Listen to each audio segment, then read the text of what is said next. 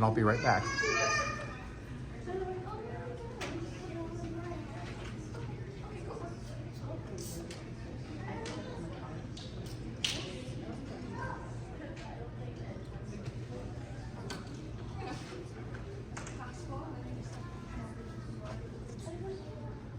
Check the other rooms. Right back. Okay.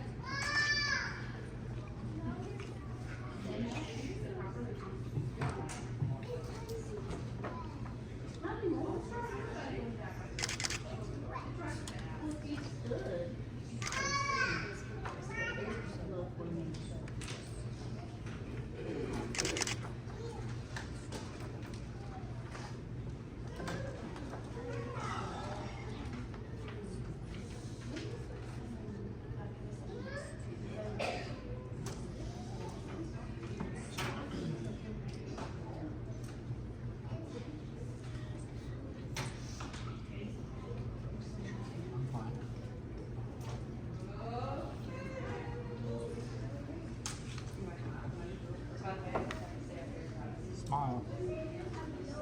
See, stick your tongue out. I just have you over here. We're going to do You're actually going to talk right? Okay, good morning. How are you guys again?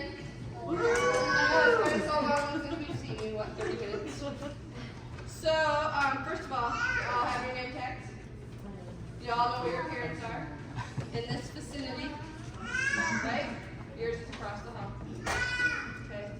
Well, now, how many of you went to the storm chasing with us? The storm chasing? Wow.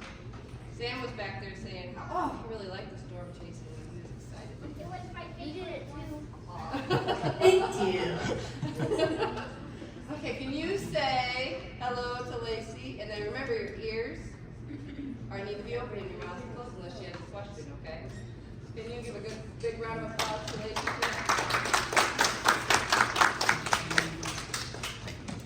Hello, and welcome to coming to my talk today about amateur ham radio and how me and my dad talked to the International Space Station.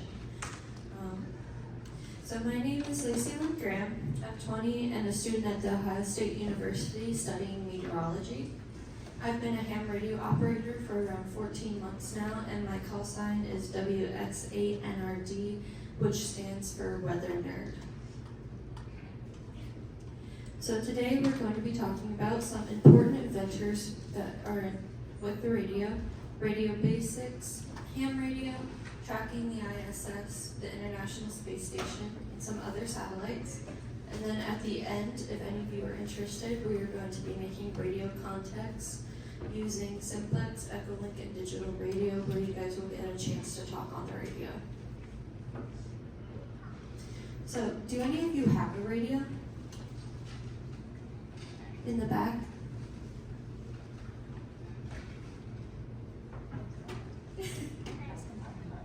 What kind of radio do you have? I have one in my mom's car. Yeah, it does. You gotta use your big kid voice. Say that again. I have one in my mom and my dad's car. Good, yeah. It's okay, I don't have a big kid voice either. But everybody should have one in your car where you listen to music or talk shows.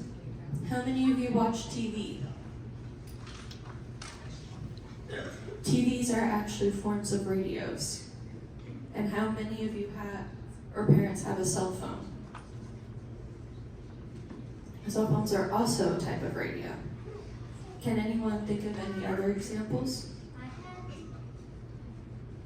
What does your iPad use to connect? So your Wi-Fi router, your internet, that stuff is considered a radio. So, do any of you know who Taylor Swift is? That's my kind of reaction. How many of you know who Michael Jordan is? Do any of you know who Marconi is?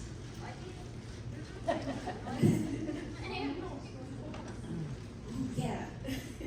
So, this is Marconi, and he is the inventor of the first successful telegraph, or radio. And he did this back in 1896. So radios have been around for a very, very long time. Most of you probably know the name Tesla from Elon Musk's electric car brand, but he named that brand after Nikola Tesla, who pioneered the alternating current, or the AC electric engine. And it had a bunch of pros because it was able to transmit over a greater distance than direct current. And up here I have a newspaper clipping from when he created the alternating system. So all of you guys said that you watch TV, and you can thank Philo Farnsworth for that, because he developed the first all-electronic television system, which is pictured here. Now, does that look like the TV you guys have at home? No. But the TV you have in your living rooms or bedrooms, they started out looking like this. They're really small. Yeah, they're really small. So, this is Heinrich Hertz, and he demonstrated that electromagnetic waves actually exist. And he figured this out using the Hertz experiment, where he made sound waves with this device, and then he recorded them with the one on the other side. And with this, he actually found out that electromagnetic waves will travel at the speed of light. So this is George Ohm, and he was able to find the relationship between voltage, current, and resistance. And without something called a resistor or a transistor, radios would not be able to work because the current wouldn't be able to flow through and power it. And this is a picture of Ohm's law, which is this very complicated math equation that we have to use as ham radio operators.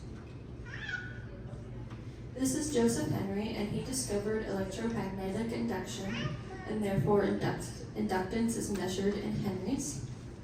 This is a picture of an inductor that you would find in your TV or in a radio. And the last inventor is James Watt. He created the steam engine, and that drove the Industrial Revolution. And his success was so great that they named the power unit of watt in his honor. So does anyone know anything that is considered to be wattage? So the lights up here, those are measured in watts. And it doesn't take a lot of wattage for power to go through it. This radio here is a 5-watt radio. And then this one over here can power up to 50 watts. So now that we went through some important inventors, we're going to go through how radios work. And they work by transmitting and receiving electromagnetic waves. And they do this with the electronic current. They move up and down very fast, and this is called oscillation, which, if you don't remember all of these big words, don't worry. They're on the printouts that you have with you, so you don't really need to remember them. But the transmitter will push out a power to the antenna. The receiver will pick it up, and then it translates it to what you hear over the radio. And this is a diagram of what a wave looks like. So how many of you have dropped something in a puddle or in a lake? And then you saw the ripples that came out from that spot. So sound waves work the same way as water waves or light waves. So the radio frequency is the representation of the oscillation rate of the radio waves. Shown up here, you can see that the different wavelengths have a different frequency. So the smaller it is, the faster it is. Bigger it is, the slower it is. Amplitude is the height of the signal. So while it's bouncing up and down, its top is the amplitude. This is often referred to as the power of the radio signal. So the next one we're talking about is the phase, which is the distance between a point of origin in any given wave with first zero crossing. So for example, right here is the origin. So with the blue wave, this would be its phase right here. Okay. The next thing we're going to talk about are repeaters. It's an automated radio station that extends the range of communications. So the receiver will be turned to one channel and the transmitter is turned to a different frequency. And they link together with a controller device like an antenna. And now simplex and duplex. Simplex is when both radios are tuned to the same channel and then you take turns talking back and forth on it. While duplex, the radio stations, you have a different one to receive and you have a different one to talk to. So now we are going to do a little demo with the tin can radios. So Mama Thea will come up and help me. You need a volunteer. And then we're going to need a volunteer. All right.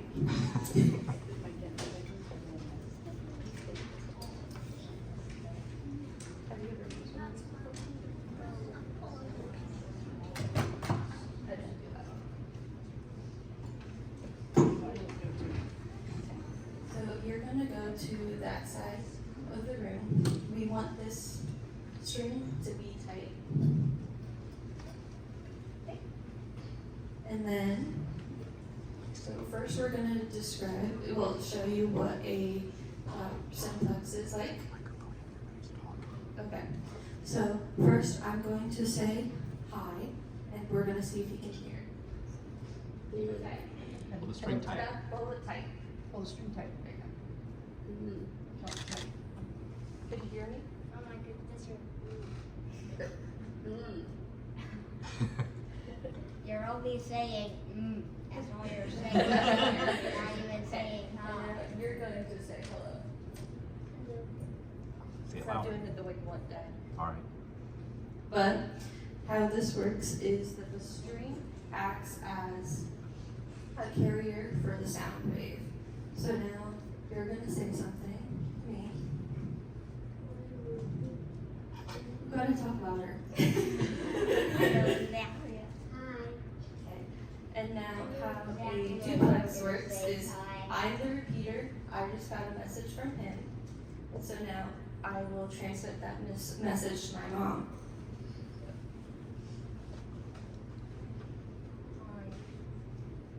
Hello?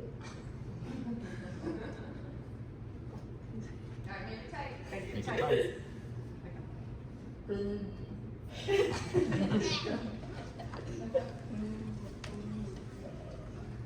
Thank you for coming up here and helping.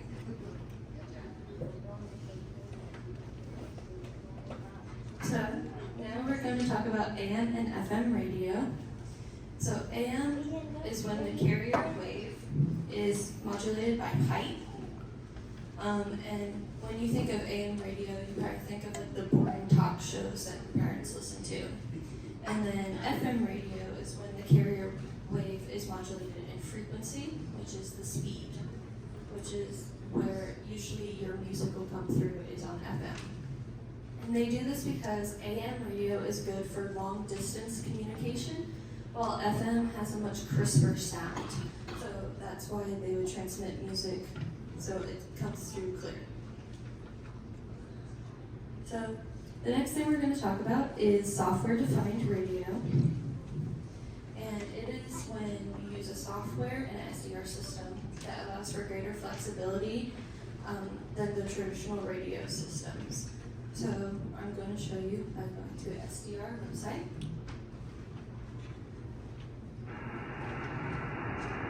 So this is live radio frequencies. And on this website you can see all the different bands and then you can choose them.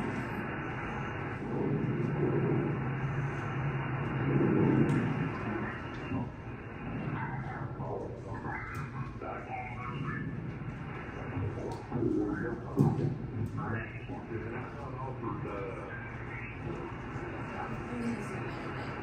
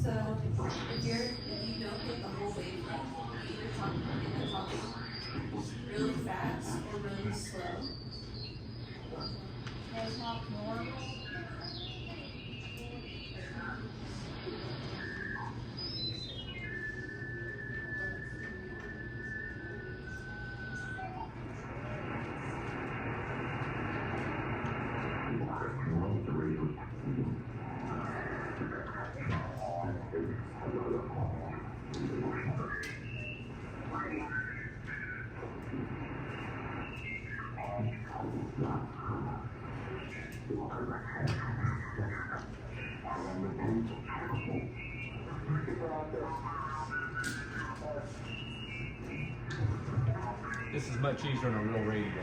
Yes, it is.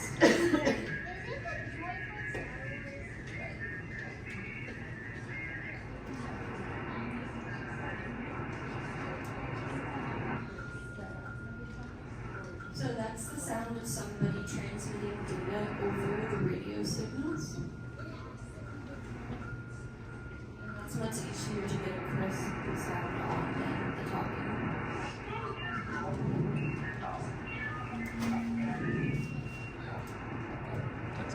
We're gonna turn that off now because it's getting annoying. So, when you're a radio operator, you call yourself a ham. And if anybody would want to become a ham radio operator, you just have to be interested in radios. You have to read a book, take and pass a test, and then you have a ham radio license. So there are 3 different levels. just have to love a pig. When you become a ham radio operator, you do become a pig. But there are 3 levels of license you can get with ham radio. The first level is technician, which is what I am. The next level up is general, which is what my dad over there is. And then the last level is an extra license. And the only main difference between them is who's allowed to talk on certain channels and frequencies over the radio. And then if you're a higher level operator, you can give tests to people who want to go to a lower level. So sometimes when we talk over the radio, we say some weird stuff, and it doesn't make sense. But we use the phonetic alphabet to make sure people understand our call signs, and that there's no confusion, because this is an international alphabet. So whether you're in Germany or Russia or America, we all use the same phonetic alphabet. So my call sign is WX8NRD, so phonetically it would be Whiskey X-Ray 8 November Romeo Delta. And then another way that you can talk on the radio is by using Morse code. And so here I have a video of someone who can do it really, really fast.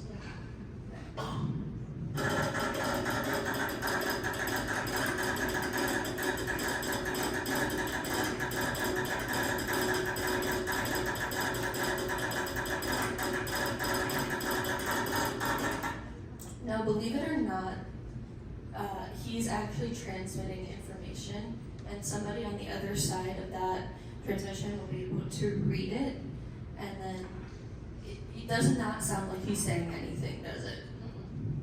I know I cannot understand it that fast, but he's had lots and lots of practice. But Morse code is used with dips and dots and dots.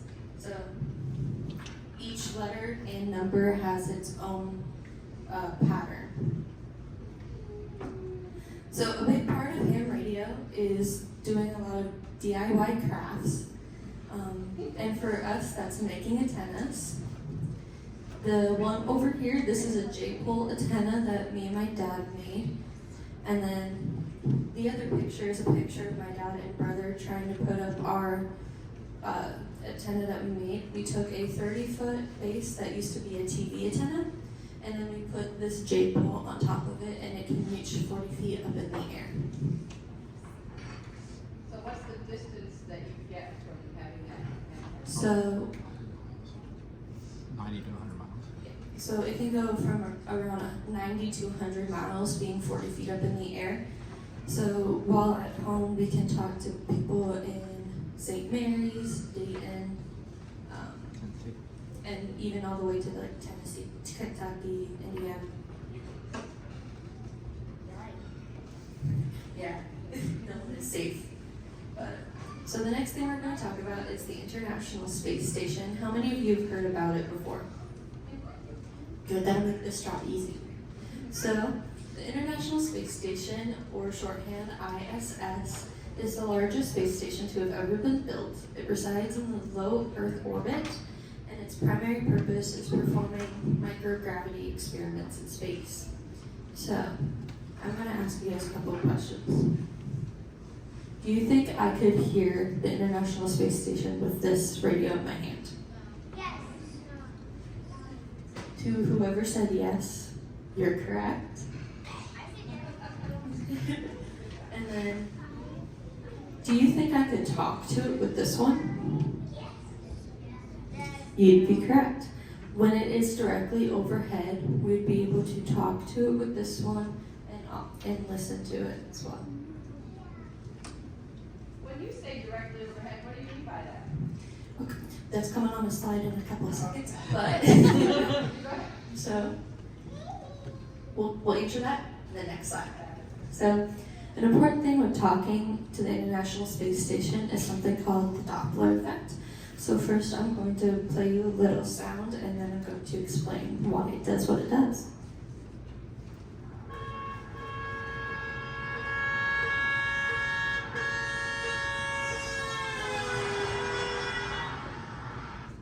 Okay, so does anybody know why it sounded lower tone farther away and higher pitch closer?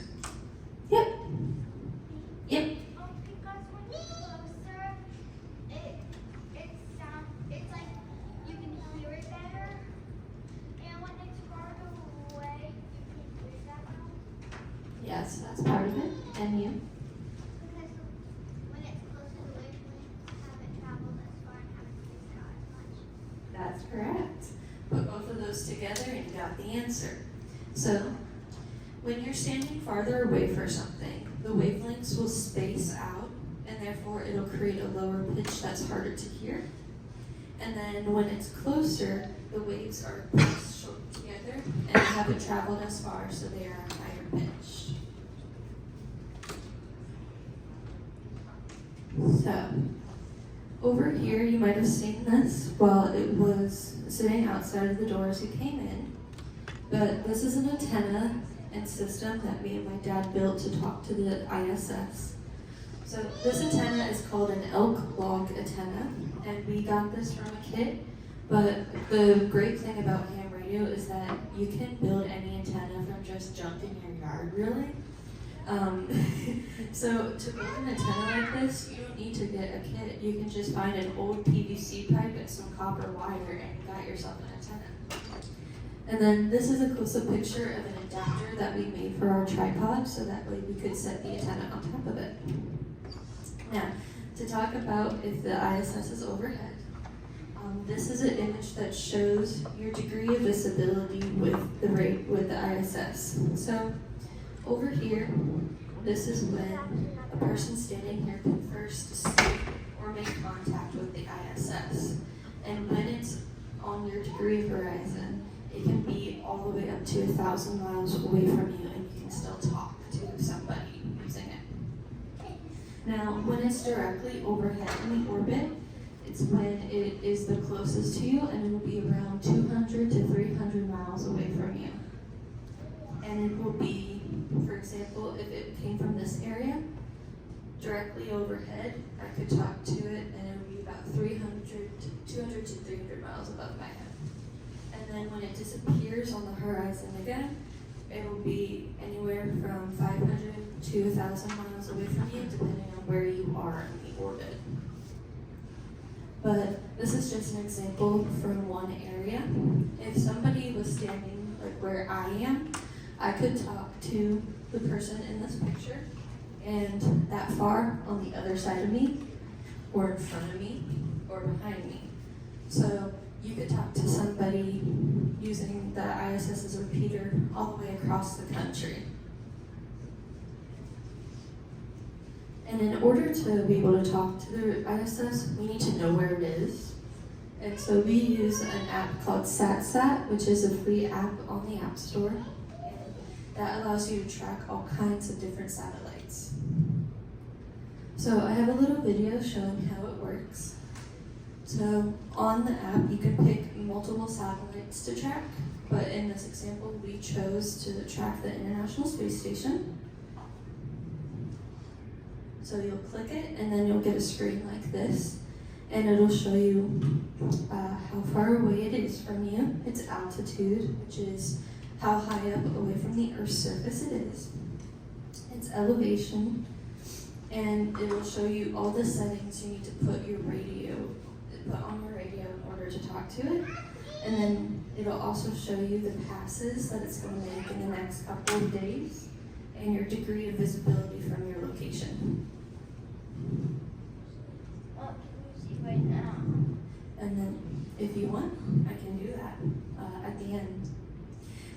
But then you can pick the map and it'll show you its track that it's going to make.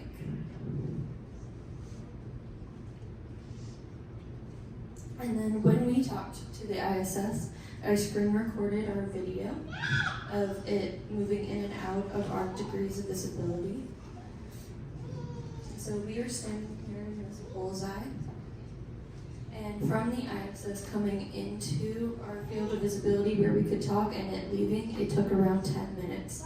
So trying to talk to it, it is a very fast-paced situation. And in total, from tracking it this day, from it, we seeing that we had an 80-degree visibility, and to actually getting to talk to it, it took around 20 to 25 minutes in total.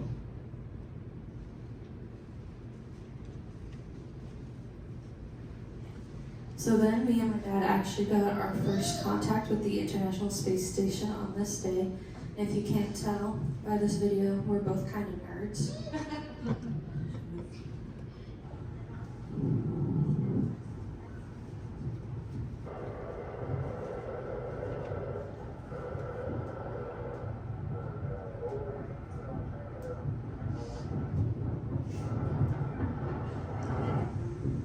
I'm gonna restart it because I think you'll be able to hear it better now.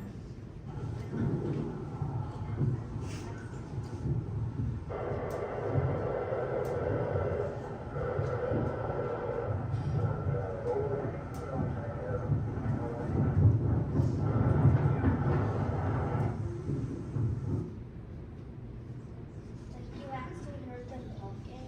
Yep, they heard my call sign and they talked back to me.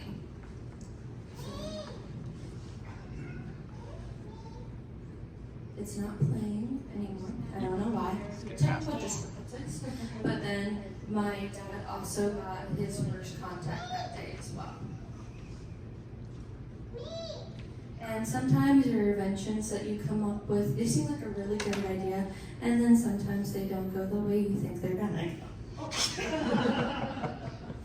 And if any of you went to the storm chasing one, I love weather, but not this day. It was very cold and windy and would not cooperate.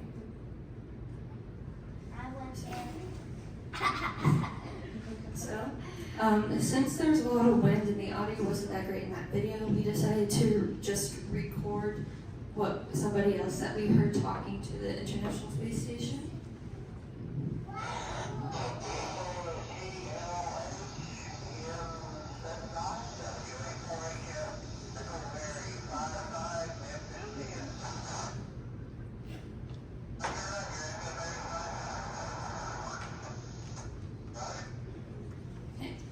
And you might have heard us say that something else after our call sign. So when you're talking to the International Space Station, you'll say your call sign and then the grid that you live in.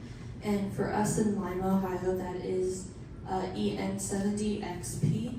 So while we were talking, I wouldn't just say my call sign, but altogether I'd go WX8NRD EN70XP. That way the International Space Station knows where we were and they could log their communication with us.